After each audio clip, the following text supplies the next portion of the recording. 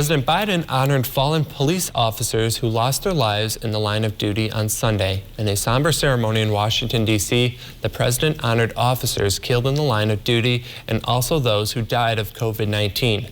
Families of fallen officers traveled from across the country to honor the service of fallen officers in their respective communities.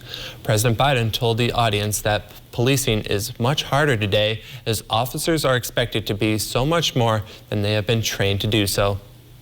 A 16-year-old teenager was fatally shot Saturday at Chicago's Millennium Park. The park was filled with people when some in the crowd began running after shots were fired.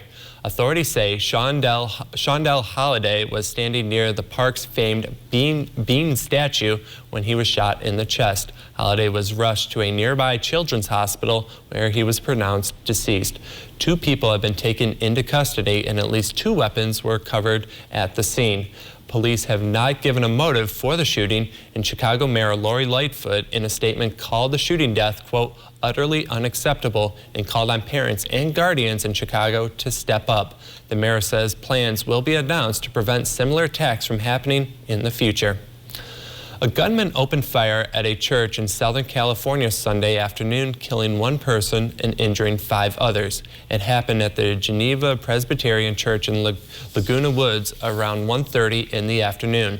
The Orange County Sheriff's Department released a statement on Twitter that 1 person was found dead at the scene. 4 others were critically wounded and 1 person had minor injuries. All the victims were adults. 1 person has been detained and a gun was recovered. Federal agents from the Bureau of Alcohol, Tobacco, Firearms, and Explosives have also responded to this scene, and no word on a possible motive for the shooting. Anger, shock, and sadness in Buffalo, New York today as people mourn the 10 victims of what investigators are calling a racist murder rampage at a grocery store. It happened Saturday afternoon, and the accused gunman is being held in isolation and is on suicide watch as people mourn their loved ones who were apparently targeted because of the color of their skin. NBC's Chris Pallone reports. While the investigation of this grocery store massacre is still in its early stages, the Buffalo Police Commissioner says one thing is clear. That this is an absolute racist hate crime. It will be prosecuted as a hate crime. This is someone who has hate in their heart, soul, and mind. Saturday afternoon, a lone gunman opened fire at Tops Friendly Market. There's a whole lot of shooting. It was just rapid. Just one after just kept going. In all, 13 people shot, 10 killed. 11 of the victims were African American. This individual came here with the expressed purpose of taking as many black lives as he possibly could. Yes, sir. I understand my charges. 18-year-old Peyton Gendron is charged with first-degree murder. Investigators say he drove 200 miles to Buffalo the day before the attack to look for a target. Shots fired, close-range Johnson. As many targets you possibly can. Among those killed, retired Buffalo police officer Aaron Salter, the store's security guard who died trying to stop the shooter.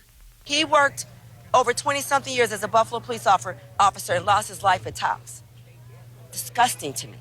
People who live in the area have been gathering outside the market to comfort each other and pray. This was an act of evil. Yes, it was. Evil. President Biden, coming to Buffalo tomorrow, condemned the attack.